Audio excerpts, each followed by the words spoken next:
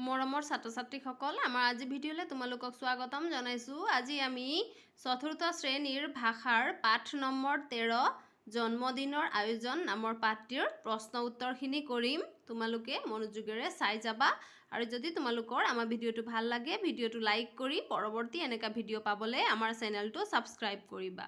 ব'লা এতিয়া আৰম্ভ কৰোঁ। চোৱা, ক পাঠভিত্তিক ক্ৰিয়া। ইয়াত দিয়া আছে নাটিকাখন ভালদৰে পঢ়া। তোমালোকে নাটিকাখন ভালদৰে পঢ়িবা।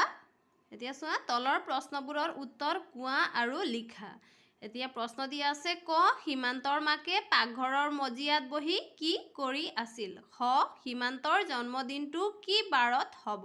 গ মাকে সীমান্তৰ জন্মদিনত কি কৰিম বুলি ভাবিছে? ঘ সীমান্তই জন্মদিনত কাক কাক নিমন্ত্ৰণ কৰিম বুলি ভাবিছে? ঙ স্কুলৰ বাইদেৱে জন্মদিনত সীমান্তক কি কৰিবলৈ কৈছে? ব'লা এতিয়া আমি উত্তৰ কৰিম। চোৱা, ক সীমান্তৰ মাকে পাকঘৰৰ মজিয়াত বহি কি কৰি আছিল? উত্তৰ সীমান্তৰ মাকে পাকঘৰৰ মজিয়াত বহি পাচলি কাটি আছিল। খ চোৱা, সীমান্তৰ জন্মদিনটো কি বাৰত হ'ব? উত্তৰ সীমান্তৰ জন্মদিনটো সোমবাৰত হ'ব। গ মাকে সীমান্তৰ জন্মদিনত কি কৰিম বুলি ভাবিছে? উত্তৰ মাকে সীমান্তৰ জন্মদিনত নামঘৰত শৰাই এখন আগবঢ়াব বুলি ভাবিছে। সীমান্তই জন্মদিনত কাক কাক নিমন্ত্ৰণ কৰিম বুলি ভাবিছে? উত্তৰ সীমান্তই জন্মদিনত ৰুণজুণ, মিতা, ভুলি, চিৰঞ্জীৱ, মকবুল, ৰতন আৰু মীনাক নিমন্ত্ৰণ কৰিম বুলি ভাবিছে। ঙ স্কুলৰ বাইদেৱে জন্মদিনত সীমান্তক কি কৰিবলৈ কৈছে? উত্তৰ স্কুলৰ বাইদেৱে জন্মদিনত সীমান্তক গছপুলি ৰুবলৈ কৈছে।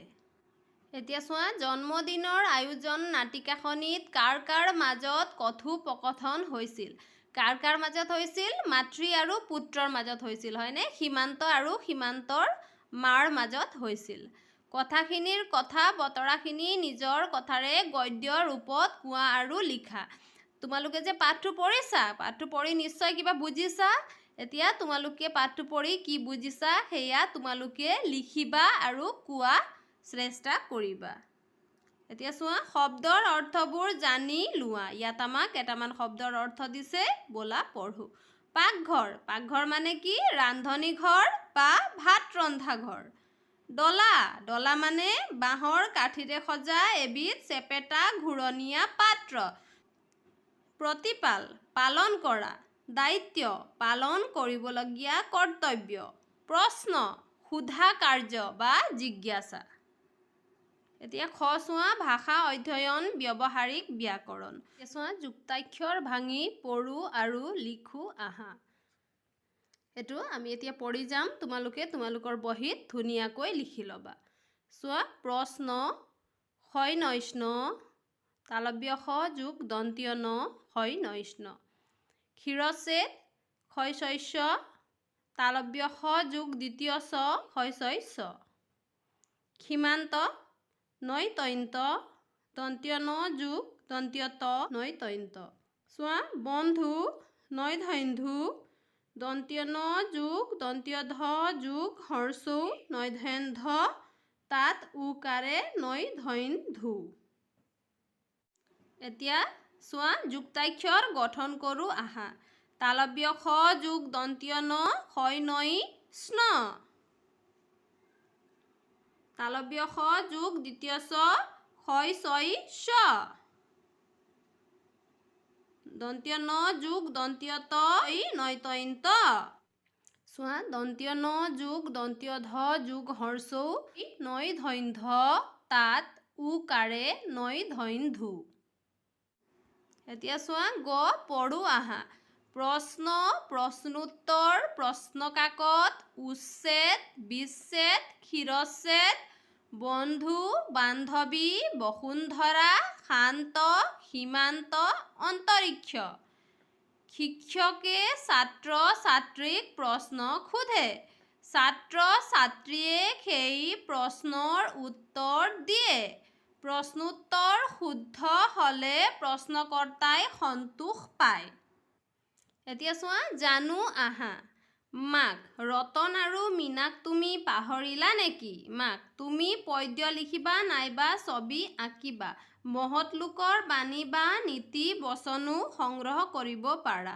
মাক, এৰা পিছে কাক কাক মাতিম বুলি ভাবিছা? সীমান্ত, মা, আচল কথাটো কওঁ ৰবা। প্ৰথম বাক্যটোত আৰু শব্দটোৱে ৰতনক তুমি পাহৰিলা নেকি? 2. মীনাক তুমি পাহৰিলা নেকি? এই বাক্য দুটা লগ লগাই এটা কৰিছে। এতিয়া চোৱা, প্ৰথম শাৰীৰ এই আৰু শব্দটোৱে ৰতনক তুমি পাহৰিলা নেকি আৰু মীনাক তুমি পাহৰিলা নেকি, এই দুটা বাক্যক লগ লগাই এটা কৰিছে এই আৰু শব্দটোৱে।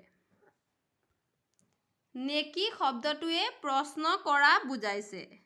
এতিয়া চোৱা, এই নেকি শব্দটোৱে প্ৰশ্ন কৰা বুজাইছে। এতিয়া চোৱা, দ্বিতীয় বাক্যটোত থকা নাইবা আৰু তৃতীয় বাক্যটোত থকা বা শব্দ দুটাই যথাক্ৰমে পদ্য লিখা আৰু ছবি অঁকা, মহৎ লোকৰ বাণী আৰু নীতি বচনক পৃথক কৰা বুজাইছে। এতিয়া চোৱা, এই দ্বিতীয় শাৰীৰ বাক্য, তুমি পদ্য লিখিবা নাইবা ছবি আঁকিবা। এই নাইবা শব্দটোৱে পদ্য আৰু ছবিক পৃথক কৰিছে আৰু মহৎ লোকৰ বাণী বা নীতি বচনো সংগ্ৰহ কৰিব পাৰা। এই বা শব্দটোৱে মহৎ লোকৰ বাণী আৰু নীতি বচনক পৃথক কৰিছে। চতুৰ্থ বাক্যৰ এৰা শব্দটোৱে সমিধান বা সন্মতি প্ৰকাশ কৰিছে। এতিয়া চোৱা, এই এৰা শব্দটোৱে সন্মতি প্ৰকাশ কৰিছে। এৰা বুলি মায়ে সন্মতি দিয়াটো ইয়াত বুজাইছে। এতিয়া চোৱা, সীমান্তই কোৱা বাক্যটোৰ শব্দটোৱে সম্বোধন কৰা বুজাইছে। এতিয়া চোৱা, সীমান্তই মা, আচল কথাটো কওঁ ৰবা। এই শব্দটোৱে সম্বোধন কৰা বুজাইছে। আমি যেনেকৈ মা, দেতা, ভণ্টি, বা তেনেকৈ মাতো নহয়, সেই শব্দটোৱে সম্বোধন কৰা বুজায়। এতিয়া চোৱা, এনেদৰে সংযোগ কৰা, পৃথক কৰা, প্ৰশ্ন কৰা, সমিধান দিয়া, সম্বোধন কৰা আদি ভাৱ প্ৰকাশ কৰা পদক অব্যয় পদ বুলি কোৱা হয়। এতিয়া অব্যয় পদ বুলি কাক কোৱা হয়? বাক্য সংযোগ কৰা, পৃথক কৰা, প্ৰশ্ন কৰা, সমিধান দিয়া, সম্বোধন কৰা আদি ভাৱ প্ৰকাশ কৰা পদক অব্যয় পদ বুলি কোৱা হয়। অব্যয় পদৰ ৰূপ সলনি নহয়, অৰ্থাৎ সদায় একে থাকে আৰু ইহঁতৰ লগত বিভক্তি যোগ নহয়। অব্যয় পদৰ ৰূপ কেতিয়াও সলনি নহয় আৰু ইহঁতৰ লগত বিভক্তি যোগ নহয়। যেনে আৰু, কাৰণে, তেন্তে, কিন্তু, কিয়নো, এতেকে। এতিয়া চোৱা, নে শব্দটোৱে নেকি, জানো বুজাইছে। বা, নাইবা, নতুবা, অথবা। হেৰা, হেৰি, ঐ, বুজাইছে। এৰা, বাৰু, হয়, ভাল আদি।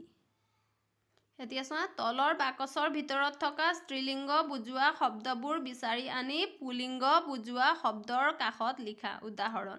এতিয়া চোৱা, আমাক ইয়াত পুলিংগ বুজোৱা শব্দ দিয়া আছে আৰু বাকচৰ ভিতৰত স্ত্ৰীলিংগ বুজোৱা শব্দ দিয়া আছে।